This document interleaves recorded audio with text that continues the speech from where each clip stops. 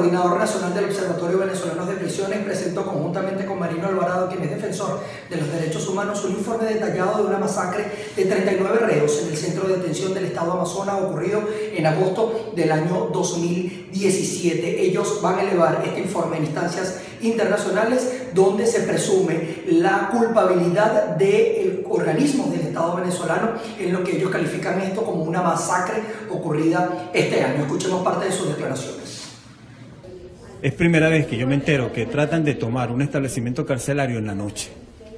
Y cuando usted toma un establecimiento carcelario, primero usted ha levantado un estudio sobre cómo tomar el establecimiento penitenciario a las personas que pudieran estar armadas, cómo se le va a someter, cómo por lo menos se va a salvar parte de la población que no está involucrada con grupos dentro de esa población, y se agota lo que es la parte mediadora.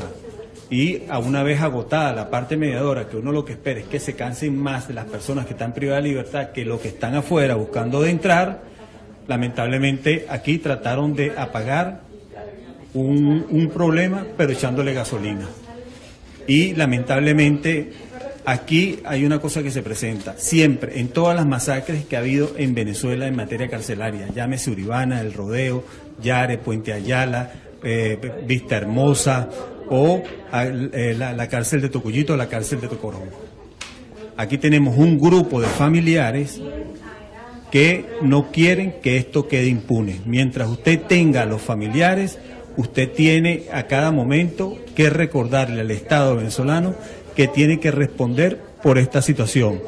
Ahora, además de ello, aquí se han vulnerado ciertos estándares internacionales como el Pacto de los Derechos Civiles y Políticos, y donde es un como pacto, y también el Comité contra la Tortura, que ellos tienen que responder. Mire, los derechos humanos son una película, lo vuelvo a decir, no es una fotografía. Eso sí, yo les aseguro que así como muchos que en su momento se olvidan, porque eso ya pasó, cuando le tocan la puerta, los derechos humanos los asustan. Así que ellos son responsables penal, civil y administrativamente de sus funciones, y matar 39 venezolanos bajo su responsabilidad. Es que aquí no puede haber evasión de parte de algunos de los funcionarios de Venezuela. No es que sea responsabilidad del gobernador, o que el gobernador diga no es que sea responsabilidad del ministro. No, es que el responsable de la custodia de las personas privadas de libertad es el Estado, y el Estado tiene que responder ante esa custodia que hizo, y que más bien lo que impulsó fue el asesinato de 39 venezolanos. Nos trasladamos a Amazonas y también de Apure. Nosotros hemos tenido testimonios de sobrevivientes de la masacre, hemos tenido testimonios de los familiares, hemos tenido testimonio de algunos funcionarios que estuvieron presentes ahí en el momento en que ocurrió la masacre, que nos han pasado información detallada. Por eso tenemos suficiente información para afirmar que ocurrió una masacre, que la gran mayoría fueron ejecutados, que hubo privados de libertad que antes de ser ejecutados fueron torturados, que había un funcionario que cargaba una computadora en el cual estaban identificados lo que eran los llamados franes y carros, y la misión era asesinar a cada uno de ellos. Por eso hubo ejecuciones selectivas también. Se ejecutó a privado de libertad por el solo hecho de estar muy tatuados. Es decir, ya el tener varios tatuajes en el cuerpo los hacía peligrosos, y por eso se asesinó. Se ejecutó a todos los privados de libertad que estaban heridos, absolutamente a todos los heridos se les ejecutó. Por eso decimos, hubo una masacre y tiene que haber responsables. Los autores intelectuales y los autores materiales tienen que estar encarcelados, y esa es una obligación de quien ocupa en este momento el cargo de Fiscal General de la República. Asimismo, le dimos cobertura a una rueda de prensa que dio Lilian Tintori como defensora de derechos humanos en el operativo Rescate Venezuela. Habló sobre la situación de su esposo Leopoldo López y cómo se ha intensificado la seguridad luego de que se diese la fuga del presidente de Alianza Bravo Pueblo, el alcalde mayor Antonio Ledesma. También se refirió a los avances que ellos tienen que tener en materia internacional, todo esto para que se permita desde Venezuela el ingreso de medicinas y alimentos en un canal humanitario. Escuchamos parte de sus declaraciones también un poco más temprano. Han reforzado, hemos vivido horas de mucha angustia desde esa mañana que pues se conoció la noticia del alcalde Antonio Ledesma. Pues a Leopoldo le piden fotos a cada hora. Cada vez que suena el timbre de mi casa, pues sentimos ese miedo de que se lo lleven otra vez a una cárcel donde lo torturaban. No solamente mi casa, la casa de Iván Simonovic. Creo que solo Boni puede entender lo que yo siento en este momento, que puedo estar aquí hablando de Rescate Venezuela, pero me quiero ir ya a mi casa para estar con él, porque existe ese temor de que otra vez se lo lleven a una cárcel militar injusta y donde lo puedan seguir torturando, como tienen hoy en tortura a Daniel Ceballos, que tiene 45 días aislado en el helicoide. Reforzaron las armas, es como una exageración. Cada vez que me bajo o me monto en el carro para salir, estoy rodeada de policías con armas largas y armas cortas, todo el tiempo parados en la puerta de la casa.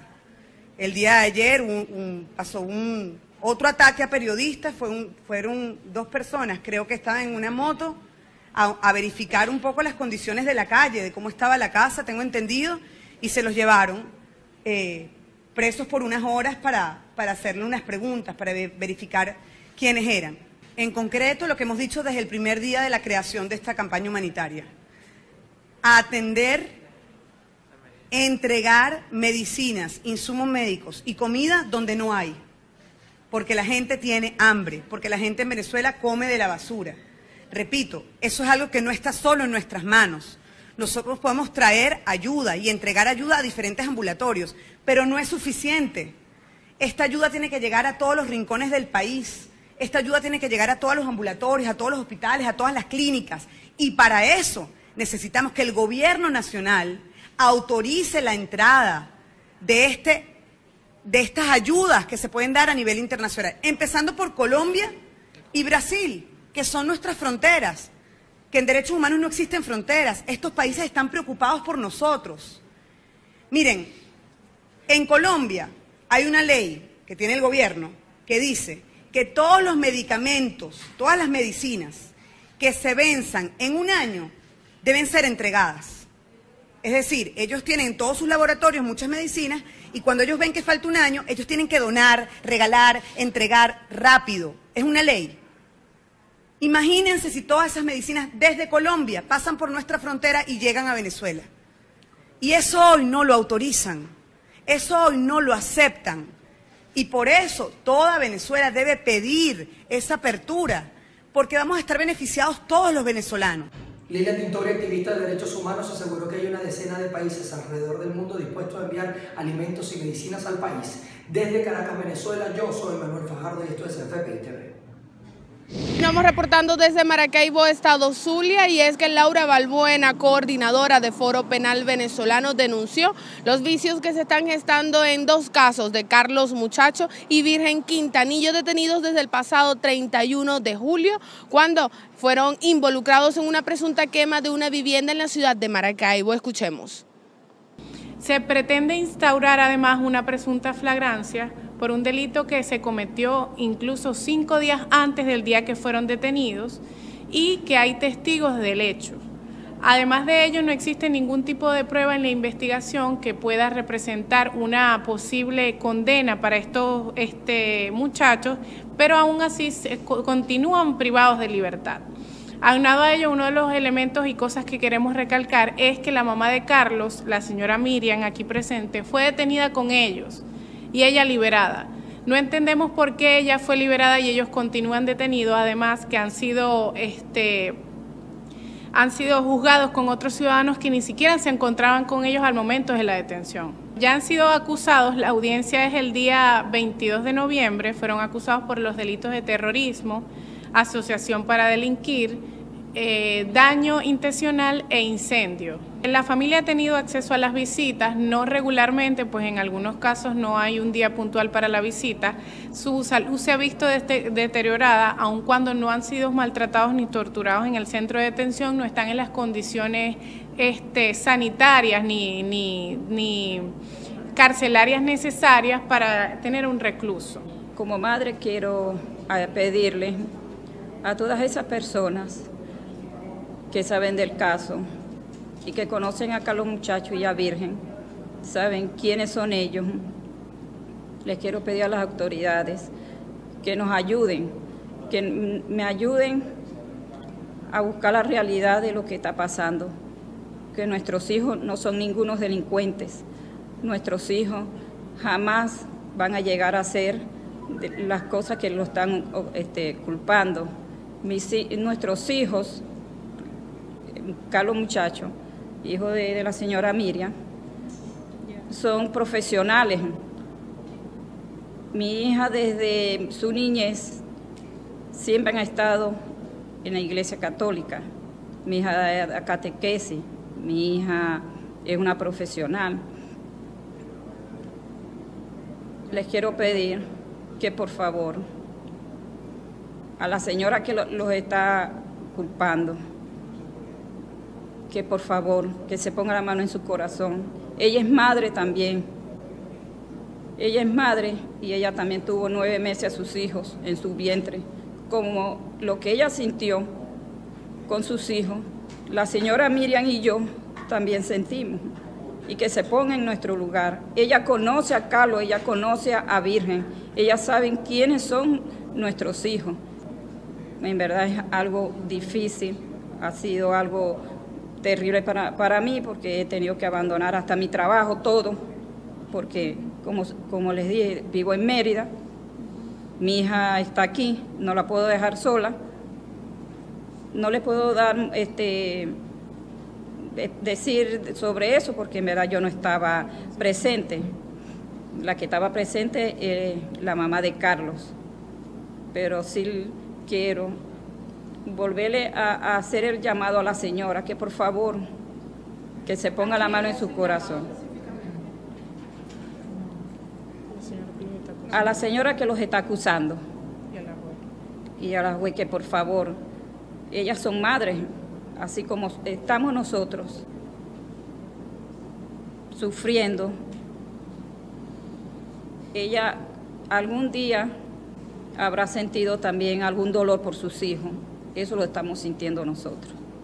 Coordinadora de Foro Penal Venezolano, son 7 los delitos que se le están imputando a Carlos Muchacho y Virgen Quintanilla, detenidos en unos calabozos de Polisur, a su juicio con condiciones carcelarias no adecuadas para estos ciudadanos. Desde Maracaibo, Estado Zulia, reportó Estefanía Osorio para BPI TV. Vamos desde Maracaibo, Estado Zulia, y es que Eduardo Fernández, presidente encargado de la Federación de Centros Universitarios de la Universidad del Zulia, exhortó a la ciudadanía a participar en los comicios venideros del 10 de diciembre. Escuchemos. Queremos también marcar una posición bastante importante para el próximo 10 de diciembre.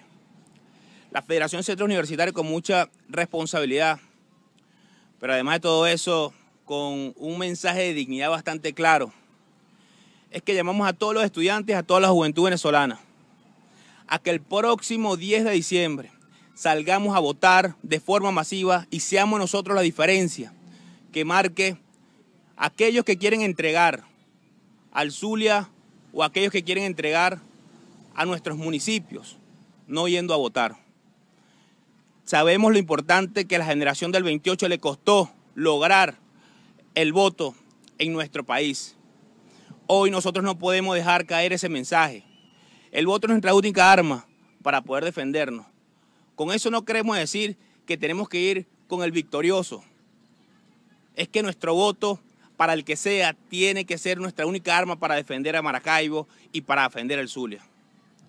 Y con esto queremos decir, es que definitivamente Aquí hay personas que le han hecho tanto daño a este país y personas que quieren asumir posturas fuertes en Maracaibo, pero que estoy seguro que la juventud, con mucha conciencia, no permitirá que ese continuismo venga al Zulia de Maracaibo y que nosotros, la juventud, generacionalmente, que nos ha tocado asumir esta postura, que nos ha tocado asumir las riendas en esta generación, no lo vamos a permitir. Tenemos que salir a votar de forma masiva. Además de hoy, hacemos una especie de llamado a toda la juventud y a todo el estudiantado con una próxima plataforma que se llamará Chamo Vota. Estaremos recorriendo varios municipios y varias parroquias de Maracaibo, haciéndole el llamado a todos los muchachos, a todos los estudiantes, a toda la juventud que tienen que salir a votar. ¿Por qué razón tienen que salir a votar? Explicándole con un mensaje bastante claro el por qué hoy es importante votar y que no quedarnos acostados en nuestras casas mientras que otros se adueñan del Zulia y se adueñan de Maracaibo es la solución para la problemática y la crisis que hoy viene. Próximamente estaremos en el centro de Maracaibo, estaremos en las zonas más populares de acá de Maracaibo haciendo el llamado a la conciencia de la juventud, a que ese 10 de diciembre no se queden en su casa, que es importante que participemos de forma masiva, que es importante que llenemos las colas en los centros de votación, que es importante que el joven ayude a la viejita a votar, porque si nosotros no vamos, se nos va a cuesta arriba nuestro país. Si no defendemos lo poquito que tenemos en los municipios, se nos va a hacer cuesta arriba a nosotros en todo el país. Así que el mensaje es muy claro a toda la juventud y a los estudiantes, a los abuelos, a los padres, a las amas de casa.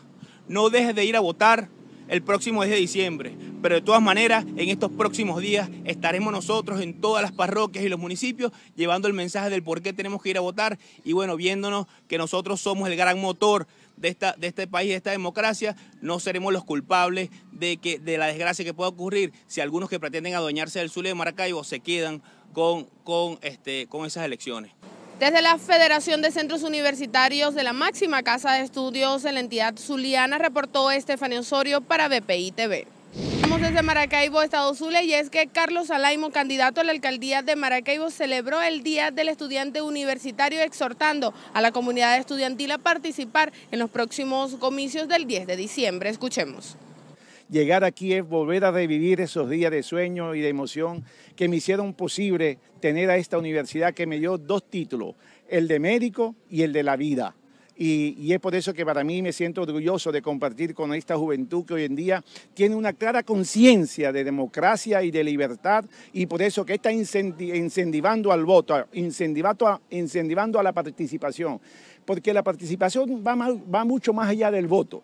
La participación es discutir y ocuparnos de los problemas políticos, saber quién nos llevó a la crisis y quién nos va a sacar de la crisis, qué proyecto de ciudad y de país tenemos. Eso es participar. Votar es el último eslabón de la cadena, y hoy yo me alegro que estos muchachos de la universidad, como movimiento estudiantil organizado, estén claros de que tienen que votar, tienen que participar y hacer posible que hoy, cuando el mundo camina en aviones, en vehículos sin choferes, cuando hoy tenemos un espacio aéreo de tránsito vehicular, nosotros todavía estamos con 50 años de retraso. Esta es la universidad que yo le estoy diciendo hoy en la mañana a Eduardo Fernández y a su gente, al equipo de estudiantes, que debemos de pelear por la industria del conocimiento. Y ese es el llamado que desde los pasillos de la Universidad del Zulia le hago.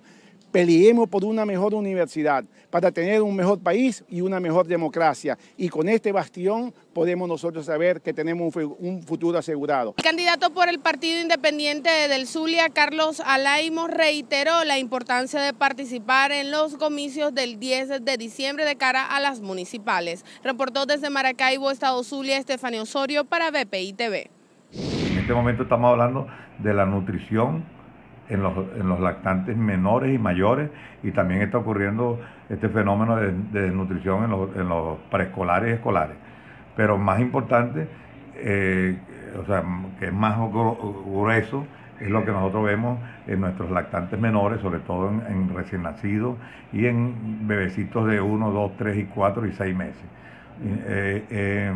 Nos llega diariamente en mi consultorio de 6 a 8 casos de pacientes desnutridos. Por cualquier razón las madres no pueden amamantar o no están alimentándose adecuadamente, y esto disminuye el aporte calórico que debe recibir un lactante que está prácticamente supeditado a la leche materna, pues debiera recibir exclusivamente leche materna en los menores de 6 meses. Sin embargo, cuando la mamá quieren complementar la alimentación porque no pueden o no producen suficiente leche sus mamas, se encuentran con la triste realidad que una 450 gramos de fórmula infantil está por encima de los 300.000 bolívares. Tenemos muchos muchachitos desnutridos, lactanticos, que no están recibiendo sino nada más simplemente agua de arroz, agua de avena, agua de cebada, porque las mamás no tienen para comprar una fórmula en este precio. Los hospitales se están convirtiendo ya no en hospitales para hospitalizar pacientes, sino para depositar pacientes. Si nosotros nos dirigimos a las áreas de hospitalización de adultos y de niños en los hospitales, sobre todo en la parte de traumatología, vemos como hay pacientes que pasan de 70, 80 y 90 días hospitalizados esperando una prótesis que nunca llegará, esperando un material de síntesis que nunca llegará, esperándose cualquier tipo de material traumatológico que lamentablemente en las condiciones que estamos actualmente viviendo en el país se hace casi imposible resolver este problema por la vía que nosotros anteriormente lo resolvíamos inmediatamente en la época cuando éramos un país que tenía la bonanza petrolera, que nos facilitaba conseguir medicamentos y equipos médicos y equipos médicos quirúrgicos. En medio de un acto de entrega de insumos y medicamentos al Hospital Central de San Cristóbal, la gobernadora Lady Gómez denunció que la gestión anterior de José Gregorio Bielma Mora habría traspasado 9.000 millardos de bolívares a otros entes, dejando en déficit al primer centro asistencial del estado Táchira. Quiero denunciar que más de 9.000 millardos de bolívares se adquirieron en medicina por la Corporación de Salud una semana antes de las elecciones del 15 de octubre. Y hay que ver, qué lamentable ver que tachirenses que no les duele este Estado hayan preferido destinar esa medicina para otros entes que no tienen la prioridad que tiene el Hospital Central, por la pura mezquindad política de no dejar esos más de 9.000 millardos de bolívares en manos de esta sociedad médica que es la que conoce la crisis hospitalaria. Yo hoy denuncio de manera categórica la actitud mercenaria con la cual se llevaron 9.000 millardos de bolívares en medicina y se la llevaron a otros entes por mezquindad, a que el Hospital Central de San Cristóbal no tuviera la asistencia médica en salud. Serán ustedes los responsables en su conciencia que no les dejará vivir tranquilos todas las muertes que se generen por crisis hospitalaria, porque es un acto de egoísmo, es un acto de cobardía y es un acto de mezquindad haberle quitado 9.000 millones de bolívares al Hospital Central en medicina, solo por el egoísmo político de no aceptar que perdieron las elecciones por mandato del pueblo. De igual manera se pronunció respecto a la situación de combustible que se vive en la entidad tachirense, donde cada uno de los ciudadanos puede tardar al menos hasta 4 horas para poder surtir su tanque de combustible. En la reunión que tuve la semana pasada en PDVSA, se me anunciaba que el fin de semana se iba a surtir, se iba a mantener las rutas de mínimo 50 gandolas por día, cuando realmente son 70 las que pueden cubrir la necesidad del Táchira. Se decía que con 50 gandolas el viernes, 50 el sábado y 50 el domingo, se cubría la necesidad y el lunes amanecíamos abastecidos. Ayer, en horas de la mañana, al salir de mi casa, me veía trancada en la cola de gasolina, no podía salir porque estaba la cola colapsada. Paseando la ciudad, evaluando la situación, veía colapsadas las colas de gasolina. Yo hago un llamado, manden 50, manden 70, manden las que tengan que enviar, pero apiádense de la crisis que tiene el pueblo del Táchira porque están durmiendo en la calle para poder surtir de gasolina. Aquí han llegado voces agoreras que pretenden ahora volver a montarse en la tarima y montar el show mediático. Señores, no monten show mediático. actúen. A mí no me importa de dónde venga la solución. Yo lo que exijo es la solución para la población tachirense. Los votos, el pueblo está claro a quién le va a dar los votos. El pueblo tiene madurez política. Aquí la gente no es tonta, aquí la gente sabe por quién hay que votar y a quién hay que castigar con el voto. Es parte de la información desde el estado Táchira, donde la gobernadora Laidy Gómez se pronunciaba respecto a la situación del Hospital Central de San Cristóbal, así como también de la gasolina. Soy Lorena Bornacelli para BPI TV. La Asamblea Nacional Venezolana pidió decretar estado de emergencia humanitaria en el estado Bolívar por el aumento de los casos de malaria. Ante esta denuncia, el diputado de la Asamblea Nacional Venezolana, Luis Silva, informó que al menos 206.000 casos se han registrado en esta entidad. Vamos a escuchar parte de estas intervenciones durante la sesión ordinaria de este martes. La Bolívar de hoy nos recuerda a la Venezuela de los años 40, donde 3 millones de habitantes que poseía el país, 1 millón eran enfermos de paludismo. Inspiración, por cierto, de la novela Casa Muerta, que describe cómo los pueblos venezolanos iban quedando desiertos a consecuencia del paludismo y la fiebre amarilla. Un ilustre médico venezolano, el doctor Arnoldo Gabaldón, cambió esa situación. Erradicó prácticamente el paludismo. De 1 millón de casos, lo bajó a apenas unos 5.000 casos anuales. Sin embargo, la involución bolivariana, el populismo del siglo XXI ha traído el paludismo de vuelta a Venezuela. En el 2014 se reportaron 90.000 casos de paludismo en Venezuela. En el 2015 la cifra subió a 136.000 casos. En el 2016 cerró con más de 240.000 casos de paludismo. Y hoy, en 2017, se presume que la cifra puede terminar cercana al 500.000 de enfermos de paludismo en toda Venezuela. 206.000 personas en Bolívar, que significan el 81% de los enfermos de paludismo en el país, y que significa la mitad de las 451.000 personas en Latinoamérica. Díganme ustedes si esto no es una emergencia sanitaria. ¿Y por qué ocurre todo esto? Porque el régimen abandonó los programas de salud pública, los programas sanitarios, porque no hay control de vectores y porque todos los servicios especiales de malariología también fueron abandonados. Porque además todos los medicamentos que han sido distribuidos para curar la enfermedad no han llegado, empezando porque no sabemos cuántos son, no sabemos a quién se le entregan. Lo que sí vemos en los ambulatorios es a las Fuerzas Armadas Nacionales que acaparan esos medicamentos que llegan para después venderlos y distribuirlos en las zonas mineras y cambiarlos por oro y por dólares. Que han disminuido la cantidad que le corresponde, son 8 dosis por persona, y las disminuyen a 4 dosis para que entonces puedan comerciar con las otras 4 dosis. Como decía el diputado Silva, nosotros estuvimos en la OPS, una comisión de diputados conformada por la diputada Manuela Bolívar, por el diputado Winston Flores y por mi persona, en donde fuimos a pedir cifras, a que nos dieran un diagnóstico de la situación, a que nos dijeran cuándo, cómo y dónde están entregando esas medicinas, a quién se las entregan, cómo las distribuyen. Y no hay una respuesta clara, porque la opacidad y el secretismo del régimen, también con una situación tan delicada como esta, hace imposible que se puedan tomar correctivos, que se puedan distribuir los medicamentos, que se tenga conocimiento de dónde y cómo están los pacientes y cómo van los tratamientos. Eso está pasando.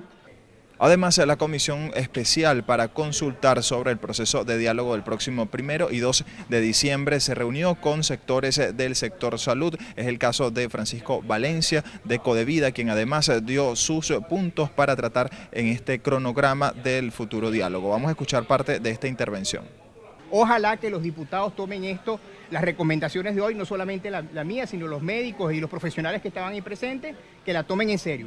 Casi todos han planteado que si no hay el tema humanitario por delante de la mesa del diálogo, no puede haber diálogo en el país. ¿Cuáles son las cifras que manejan ustedes? ¿Cuál es la situación que estaría enfrentando el pueblo en esos niveles de desabastecimiento? ¿Qué cifra manejan ustedes de muerte justamente por parte de Venezuela? Bueno, ahorita hay una ausencia absoluta y prolongada de medicamentos para personas con condiciones de salud crónica.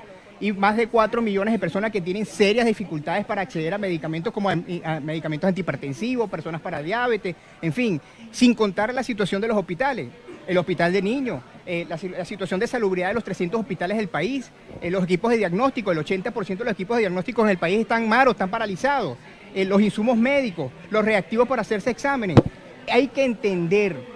Y los diputados que vayan a acudir a la mesa de diálogo tienen que entender que la solución no es solo medicamentos, que aquí se tiene que exigir medidas urgentes en todo el ámbito de la salud, porque para eso es una emergencia humanitaria y en el tema de alimentación. ¿Qué otros, además de medicamentos, usted necesita el área de salud?